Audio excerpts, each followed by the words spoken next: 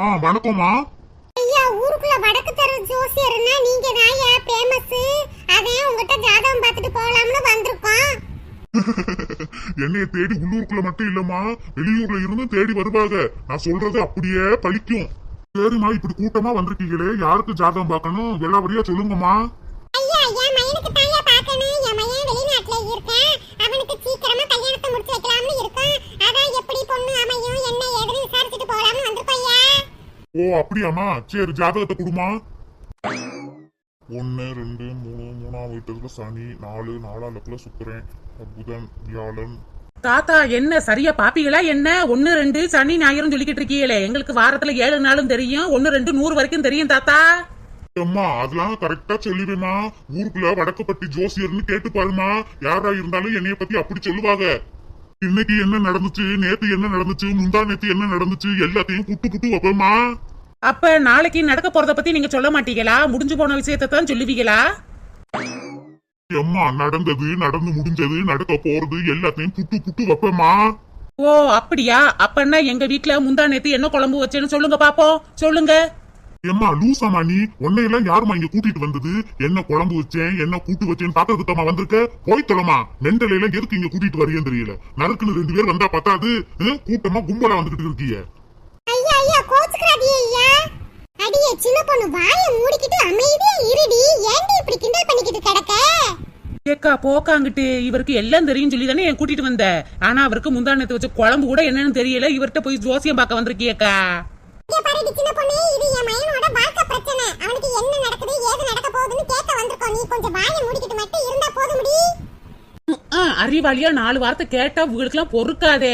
இவர் என்னமோ பக்கத்து வீட்டுல இருந்த மாதிரி என்ன நடக்க போகுது ஏது நடக்க போகுதுன்னு சொல்ல போறாராம். இதை மும்மரமா கேட்கறதுக்கு 4 பேர் உட்கார்ந்துகிட்டு இருக்கோம். ஐயா, கோபப்படாம ஜாதகத்தை பார்த்து என்னென்ன நிலவரம்னு சொல்லுங்க ஐயா. சரிம்மா. எம்மா என்னம்மா ஜாதகம் உங்க மகனுக்கு பாக்குறேன்னு சொன்னீங்க, ஆனா என்னமோ சரோஜா தேவின்னு எழுதிருக்கு ஜாதகத்துல. ஐயா, அது என்னம்மா வந்து போயின்னு சொல்லிக்கிட்டு இருக்க? ஜோசியர்கிட்டையும் டாக்டர்கிட்டையும் ஒண்ணும் மறைக்க கூடாதுமா, என்ன ஏதுன்னு சொல்லுமா. ஏய் சரோஜாக்கா, உங்க மயனுக்கு கல்யாணம் முடிக்கிறதுக்கு தானே ஜாதகம் பார்க்க எங்களை எல்லாம் கூட்டிட்டு வந்தீங்க.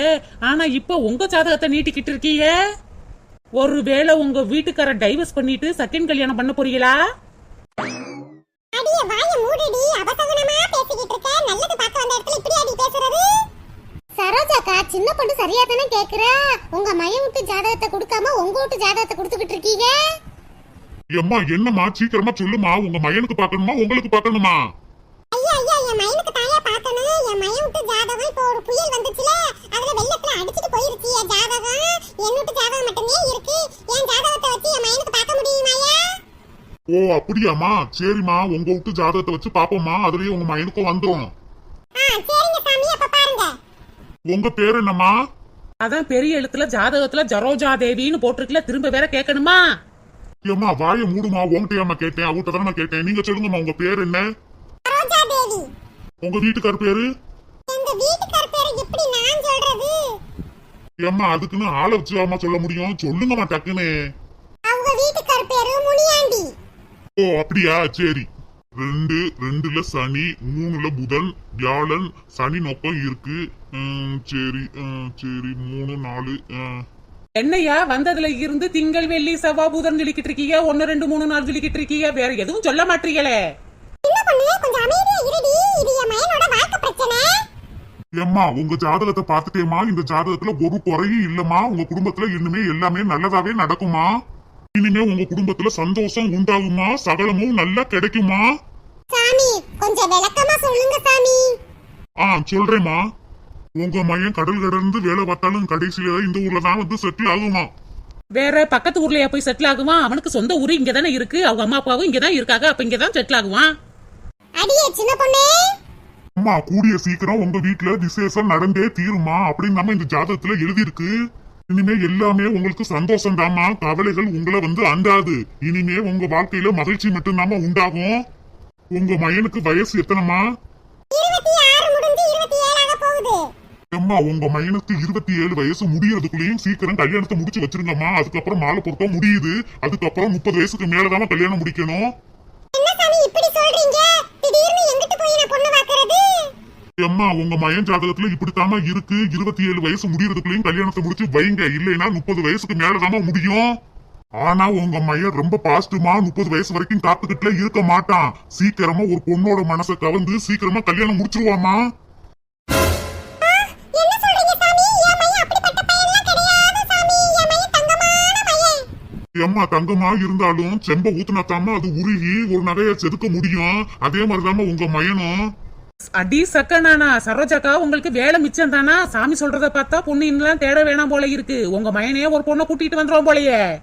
அம்மா நீங்க கூரை குச்சில இருந்தாலும் வரப்போற மருமகளால நீங்க ஒசரத்துக்கு போயிருவீங்கம்மா. ஒசரத்துக்கு வரப்போற மருமக மாடி வீடுமா, எட்டி பத்தாலும் உங்க கழுத்து வலிக்கும். அவ்வளவு பெரிய மாடி வீட்டுக்கார பொண்ணுதாமா உங்களுக்கு மருமகளா வருவா. என்ன சாமி சொல்றீங்க? மாடி வீடுன்னு சொல்றீங்க, மச்சி வீடுன்னு சொல்றீங்க, என் பையன் புள்ளைய கூட்டிட்டு வந்துருவான்னு சொல்றீங்க. எனக்கு ஒண்ணுமே புரியலையே சாமி. அம்மா உங்க மையன் விரும்பின பொண்ணை நீங்க எல்லாம் பார்த்து பெரியவர்களோட சம்மதத்தோட தாம இந்த கல்யாணம் நடக்கும். அவனா தனியா போய் கல்யாணம் பண்ண மாட்டான். உங்களோட சம்மதத்தை வாங்கித்தாம கல்யாணம் பண்ணுவான். சாமி என்ன ராணி, சாமி இப்படி தலையில இடியே இறக்குறாரு. சரோஜாக்கா கவலைப்படாதீங்கக்கா. இப்ப இருக்கிற சூழ்நிலையில பொண்ணே கிடைக்க மாட்டேங்குதான். உங்க மகன் விரும்பின பொண்ணை தானே கல்யாணம் பண்ணி வைக்க போறோம். அதுவும் பெற்றோர்கள் சம்மதத்தோட தான் கல்யாணம் நடக்கும்னு சாமி சொல்லியிருக்காருல்ல. கவலைப்படாம இருங்கக்கா. இந்த சாமி என்னென்னமோ சொல்றாரு, ஆனா என் மகன் பச்சை மண்ணு. சரோஜாக்கா, பச்சை மண்ணு வாயில பண்ணுன்னு சொல்லிக்கிட்டு இருக்கீங்க. இப்ப உள்ள பிள்ளைகள் எல்லாம் நல்ல தெளிவா தாக்கா இருக்குங்க. அடியே சின்ன பொண்ணு வாயை மூடிக்கிட்டு இருடி. என் பெத்த வயிறு புளிய கரைச்சிக்கிட்டு இருக்கு. நீ வேற. சாமி என் மகன் மனசுல எந்த பொண்ணு இருக்குன்னு நான் எப்படி கண்டுபிடிக்கிறது? ஏமா அதை உங்க மையட்டதாம விசாரிக்கணும். விசாரிங்கம்மா சொல்லுவான். நீங்க சொல்ற அளவுக்கு என் மகன் அப்படிப்பட்ட பையன்லாம் கிடையாது. தங்கமான பையன். என் பேச்சுக்கு எதிர் பேச்சு கூட பேச மாட்டேன். நீங்க என்னமோ சொல்லிக்கிட்டு இருக்கீங்க.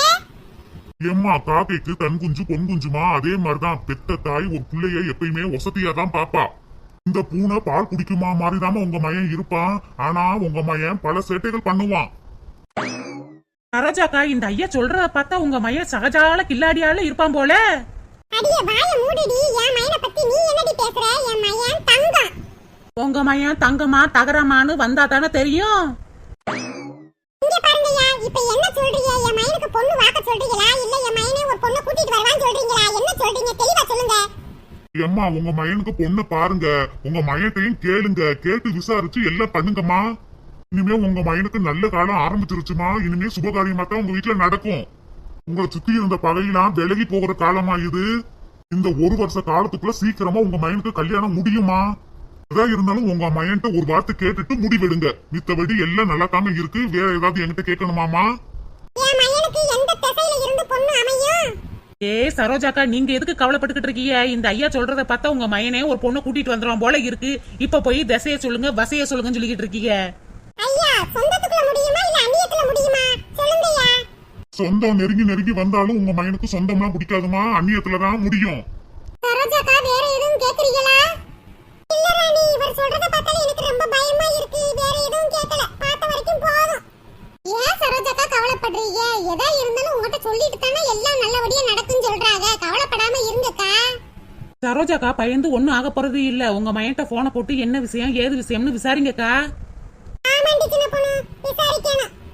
சரோஜாக்கா, இதுல கவலைப்படுறதுக்கு ஒண்ணும் இல்லக்கா. இந்த காலத்துல கல்யாணம் முடிக்கிறதுக்கு பொண்ணு கிடைக்கிறதே குதிரை கொம்பா இருக்கு.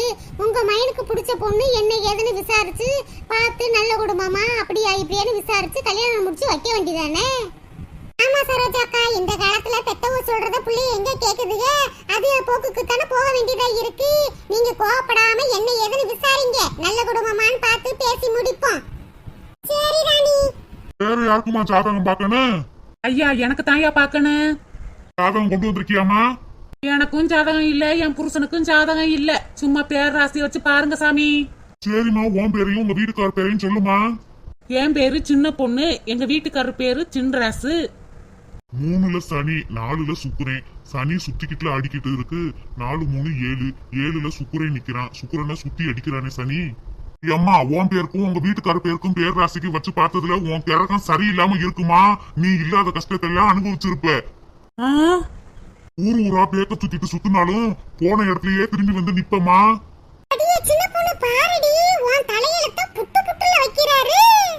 உன்னை தூக்கி தலையில வச்சுக்கிட்டு டங்கு டங்கு டங்குன்னு ஆடுனவங்க எல்லாம் இப்ப கீழே தூக்கி போட்டு மிதிச்சுக்கிட்டு இருக்காமா. பக்கத்துல நின்று பார்த்த மாதிரி எல்லாம் சரியா சொல்றாரே.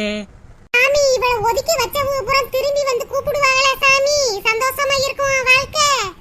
எம்மா எல்லாத்துக்கும் இந்த பொண்ணோட வாய்தாமா காரணம். வாயை கொஞ்சம் அடக்கி வச்சாலே இந்த பொண்ணோட வாழ்க்கை அமோகமா இருக்குமா. ஆனா இந்த பொண்ணால வாயை அடக்கவே முடியாது. இத மீறியும் வாயி பேசிக்கிட்டு தாமா இருக்கும். இந்த பொண்ணு வாயில சனி பாய விரிச்சு உட்கார்ந்து இருக்குமா. நீங்க போச்சுனாலும் போகாது, அது நிலைய அங்கேயே தங்கிருச்சுமா. இனிமேதான் ஆட்டமே ஆரம்பம்.